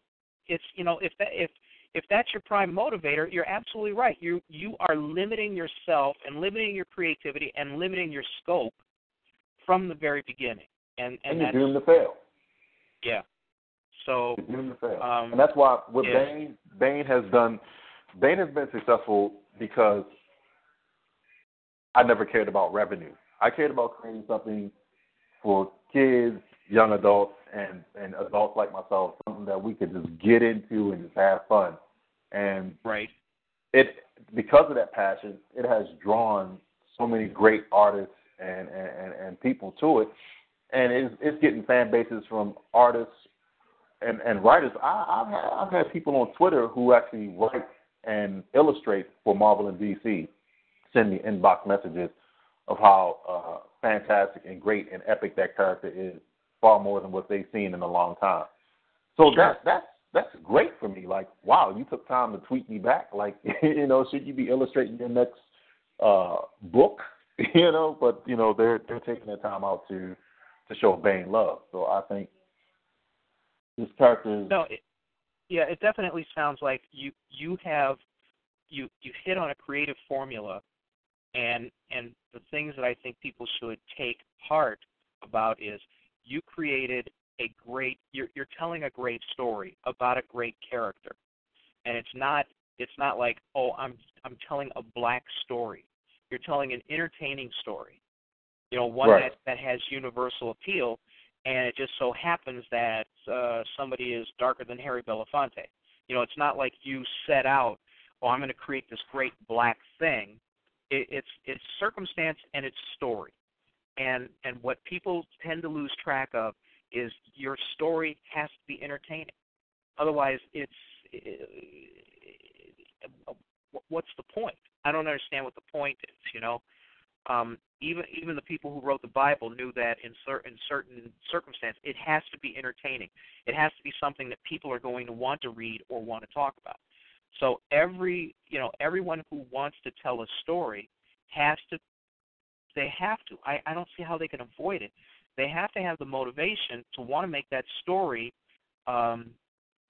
popular, make that story have some meaning to the people who read it. You know what the problem is, and this is just for the audience. Right. This is something that people should really think about. Uh-huh. We're not the pre-existing entities that are making the money machines that are making all this revenue. We're not them. We are the babies of them. And this is what people need to realize. As babies, we have to crawl, we have to walk, we have to learn to talk, we have to learn to process, we have to learn to take in, and then we have to learn to distinguish right from wrong and good from bad. And we don't do that. What we do is we look at the Marvels, the DCs. We look at, let's say, right now, what's the biggest show?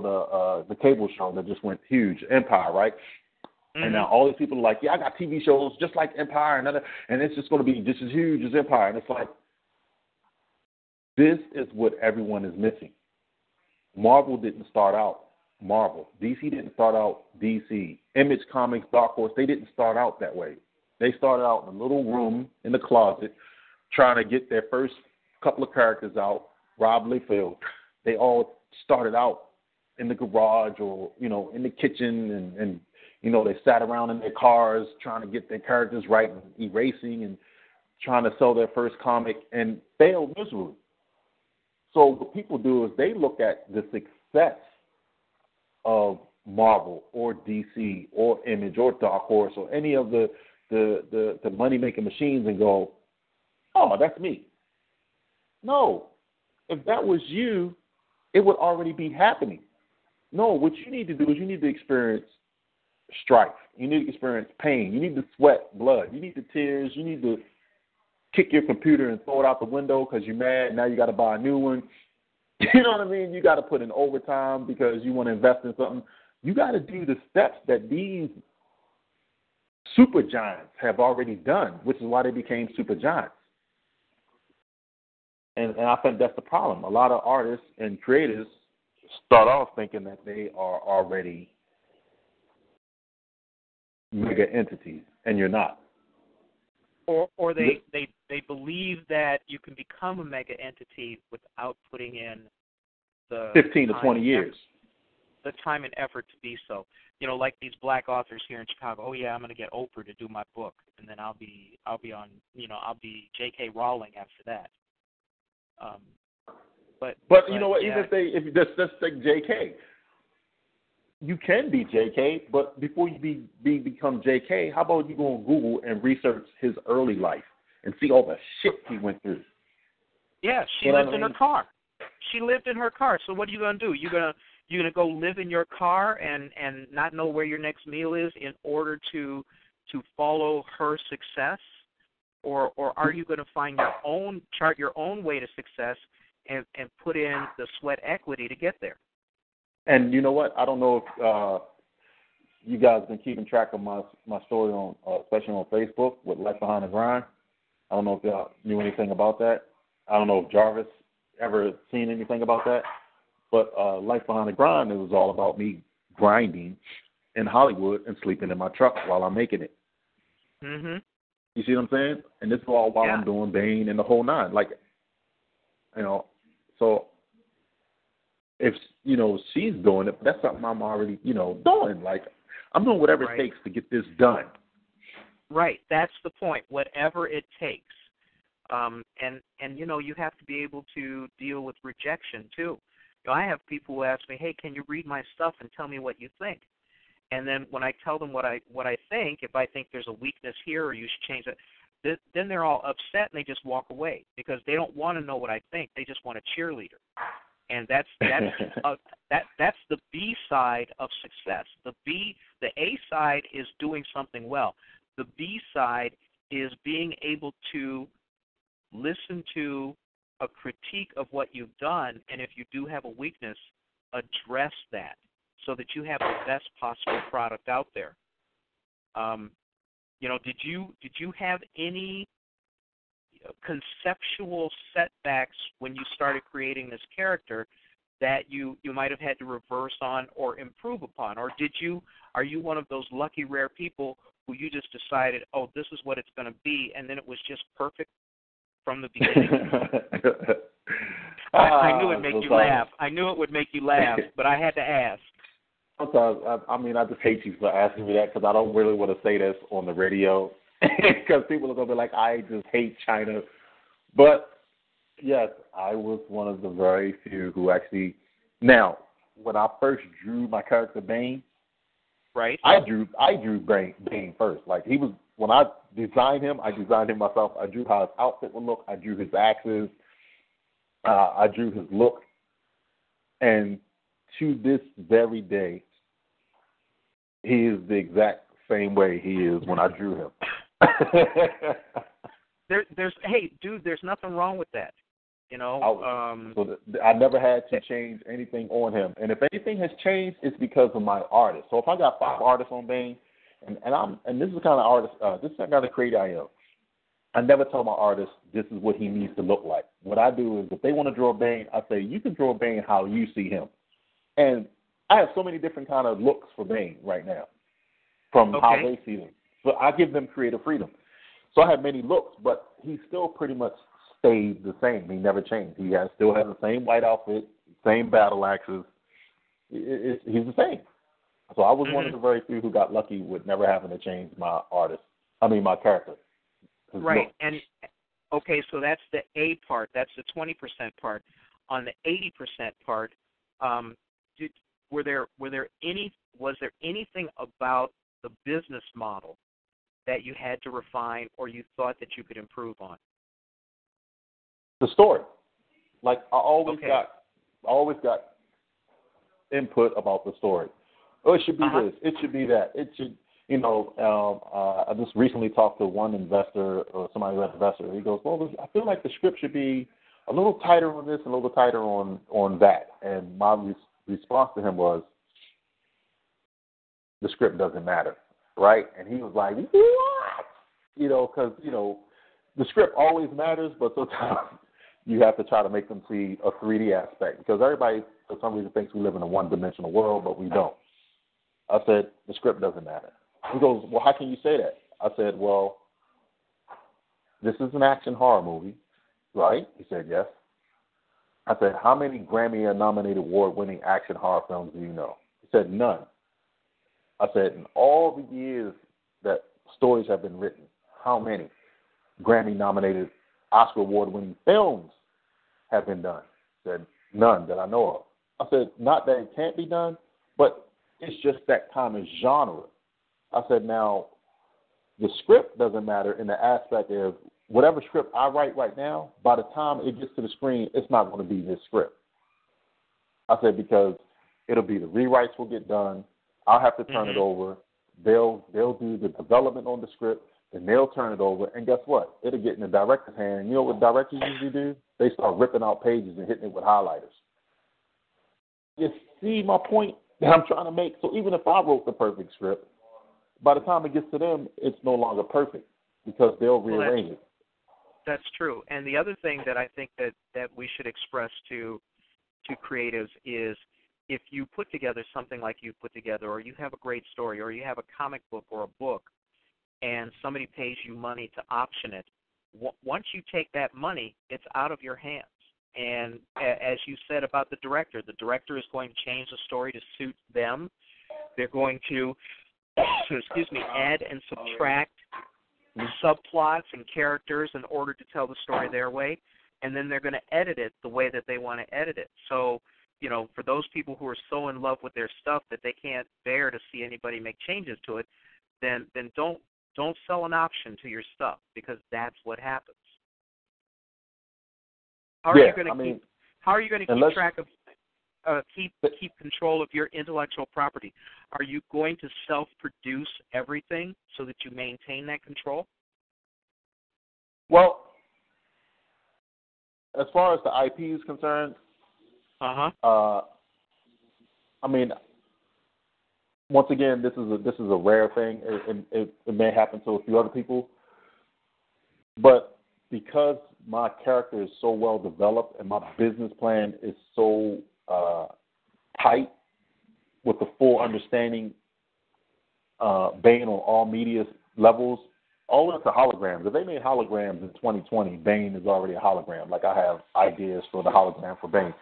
So I am so advanced as far as my delivery and my presentation that when I go in, I don't have that issue as far as intellectual property. So it's like, if you want something from me and you're willing, it's almost like saying, hey, we'll give you $350 million for Bane. I'll be like, sure, you can have it, as long as I have all these percentages and attachments in the meantime. So you can just have the money, the movie, but you still have to pay me for the marketing aspect. So all the comic books, you got to pay me for that. That's separate. For the toys, that's separate. Everything is separate. Clothing, separate. So you have to see me on all levels. Video games, you want to pay for that too? That's separate. Well, that's another cautionary tale too. If you're going to go and work in that arena, you for damn sure better have some good legal representation too. Yeah, and this is something a lot of people they don't understand. They just think, I'm gonna go in there and tell them, no, this is what it's gonna be, and they'll just tell you to get out. So unless you actually have your project locked down on all levels, I'm talking about as far as the creative aspect, the business side, to a point where you go in there and there's nothing they can give you except for money, then you win. Right. You win. It's a win-win. Yeah. You can't lose. Like, in my situation, it's a win-win because I have everything to the T. That there's nothing they can do for me except write a blank check.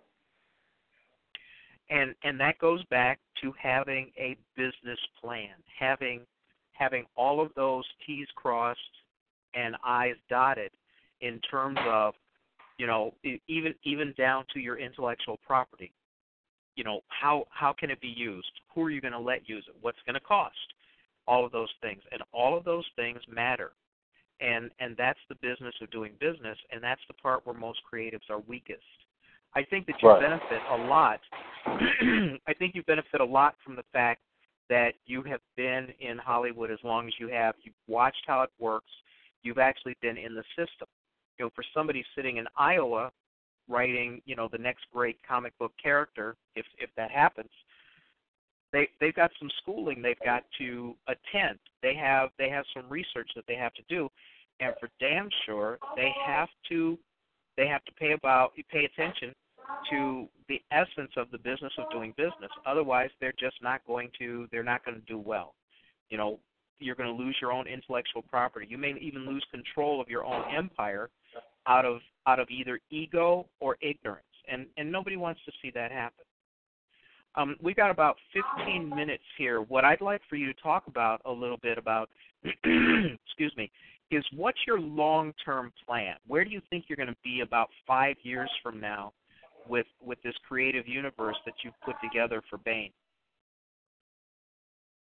I plan on having my goal is to build an empire and leave a legacy for not just my kids, but for, you know, just the younger generations. I mean, in 5 years, this will be on just legendary status. Like, stories will be told of how everybody can do this. You know, like, wow, he did this, he lived like this, and this is what he has become. And to this day, you know, Bain is like the Bruce Lee of the supernatural world. You know, I want it to be a trendsetter like The Matrix. People still talk about The Matrix to this day. Not the second and third, but they just talk about the first one to this day.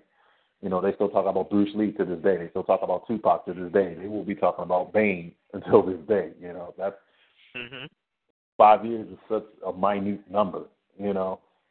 I'm talking 10, 20 years is where I see Bain still dazzling people, you know, for more years to come. And, you know, I mean, and that's the wish I have for people who create all characters, and this is what I want to say too. Don't put your sensibilities into your character to a point that you're angry, because people can feel that. When you write something, they can feel it. They feel it in your words. They feel how you draw the character. They can feel it.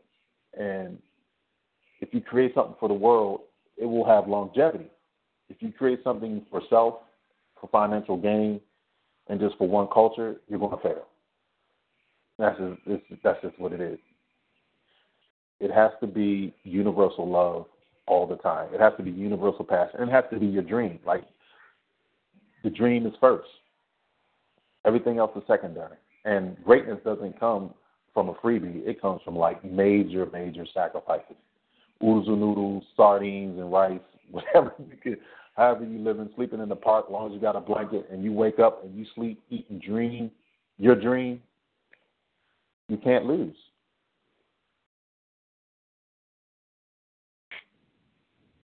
And that's an investment that you have to decide to make at the beginning, because, you know, I don't think very many people come to some revelation like that in the middle of adversity, because once you get to the point where you're worrying about survival, and you haven't decided that I don't give a damn how hard it is, it's going to happen.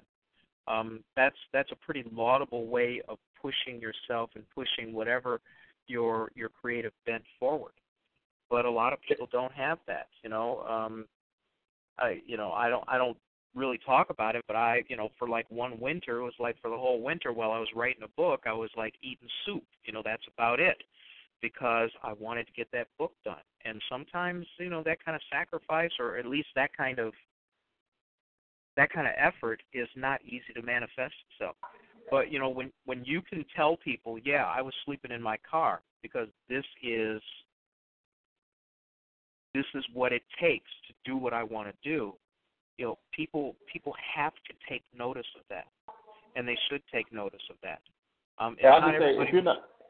If you're not waking up at 4 or 5 in the morning, checking your social network medias and dropping ideas and then going back to sleep, you're not in it. You're not in it. I wake up sometimes 2 or 3. You know, I get up, go get something to drink, maybe go to the bathroom, and I got my phone in my hand, checking my Twitter and everything, and looking through all my pictures and posting up more Bain stuff and putting it out there, and crawl back, you know, and under the blankets and go right back to sleep. Keep my phone next to me, and then when it beeps, I'll check it and say, okay, somebody likes it. All right, I'm going back to sleep. Okay, somebody sent a message on Twitter. They like it. Instagram. Oh, they left a message. Great. Okay, now I know what else I need to work on. So when I wake up already going in on Bain. Right. And you you are completely committed. I mean, people have to understand that you have decided that this is the most important thing that you're going to do, and this is how you want to do it. I mean, that's huge, man. A lot of people don't know, and a lot of people lack the discipline. But it is the discipline of an entrepreneur.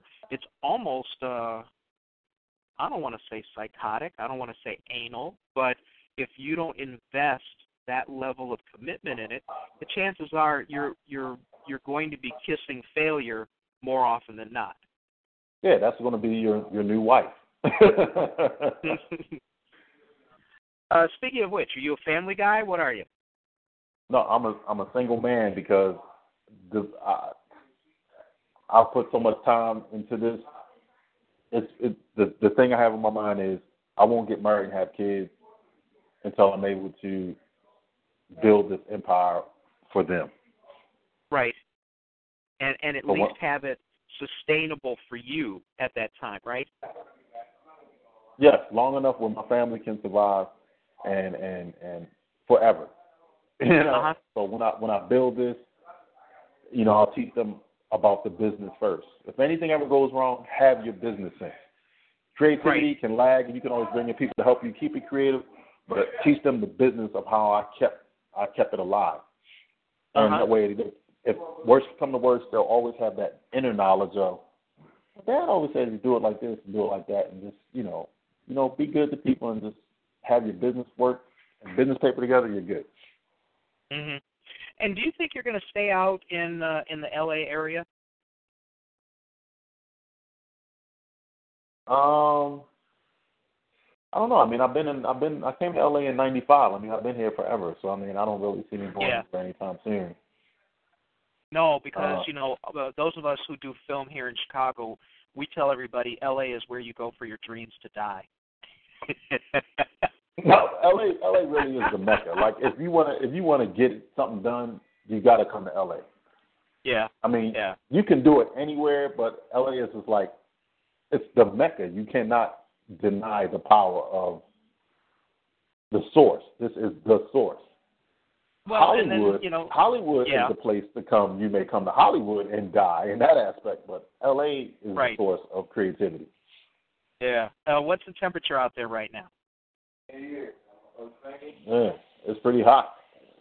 Yeah, so that's what I was hearing. I was hearing like last week it was in the 90s all week. Is that true?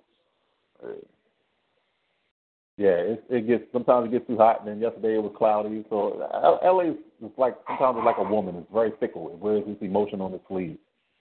Right. And for the most part, do you travel much? I mean, you mentioned going to some cons. Do you go to many of them? In the service of your universe, or what are you doing now? Right now, I mean, if I do travel anywhere, like I said, it's always back and forth to China.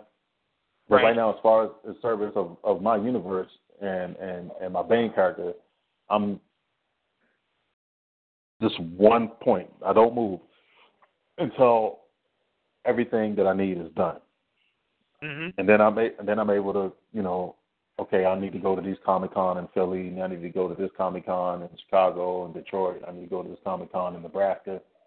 I start getting out, but I just want to make sure that everything. Are you coming? Yeah, go ahead. I'm sorry. Yeah, I'm gonna try to hit every Comic-Con, every chance. Once my comic book is done, I'm gonna try to go everywhere all the time. Sure. Are you coming to C2E2 this year here in Chicago? It all depends on, like I said, it all depends on how my book looks. If I'm satisfied with the final product and how much material I got. Sure. So, well, if you do, come on out and I'll buy you lunch. Can't beat that. I'm all for that. No, I'm serious, because I buy you dinner, but I have to be in the house by the time the street lights come on. That's just. Well, then I should just come over and we can just cook dinner, and we'll just like cook up a storm and just sit back and watch TV. There you go, man. And it's cheaper that way.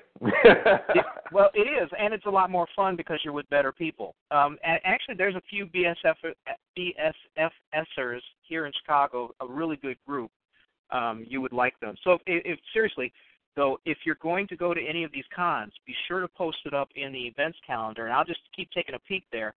And I think C2E2 is like April 24th, so this may be short notice for you to jump on this one. But it really is. Definitely post up when you're going to be at different ones of these Comic-Cons, and maybe some of these Black New Age shows too, and then that way people can, make sure to try to catch up with you if you're in their neighborhood, because that's always something that people want to look at, and I always want to try to meet people who I've interviewed on the show. So, like I said, even if we meet someplace else, I'll still take you to lunch. Okay. Awesome. All right, and Really then if you have any really targeted, what's the most important advice you can give to somebody else who wants to create their own comic universe, from your perspective?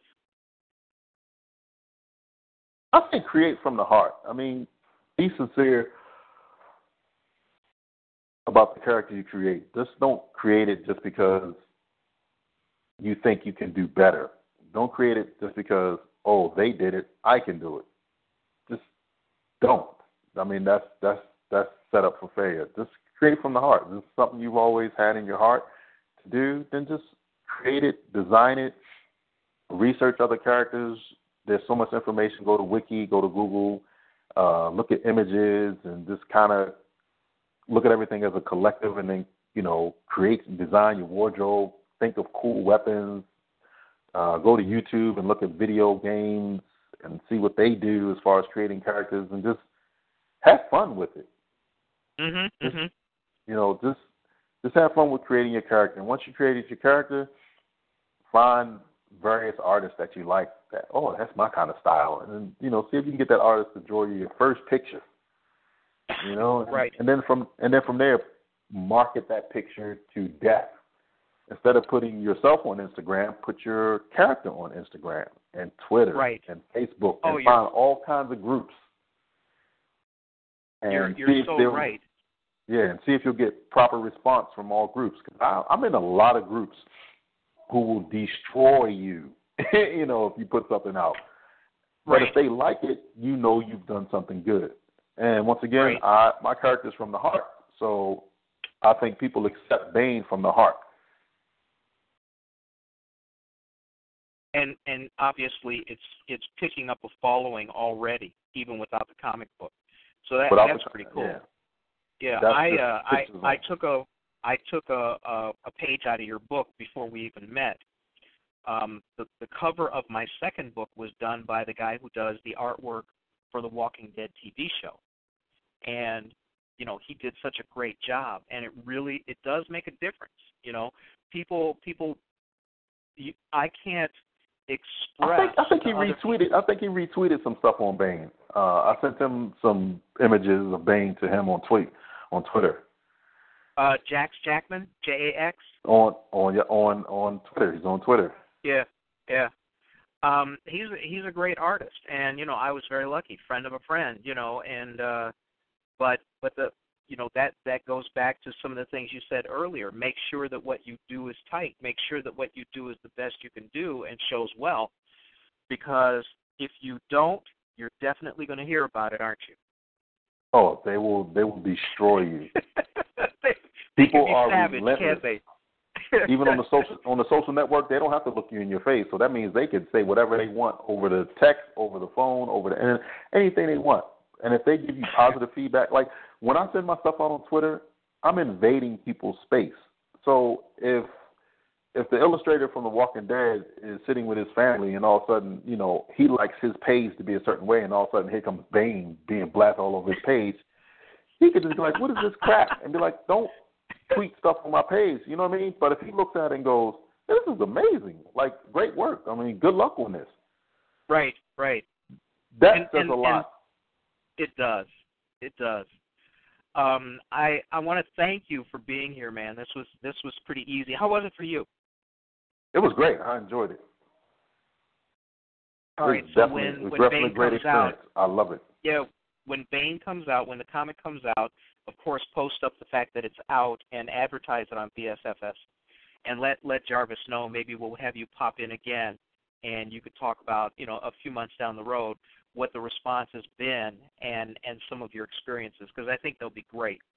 And, I want to thank you because you made my job very, very easy, and I think people are going to get a good idea of who you are and what you're doing, and more importantly, what you think about in terms of the business of doing business, because that is the big part of making sure everything happens.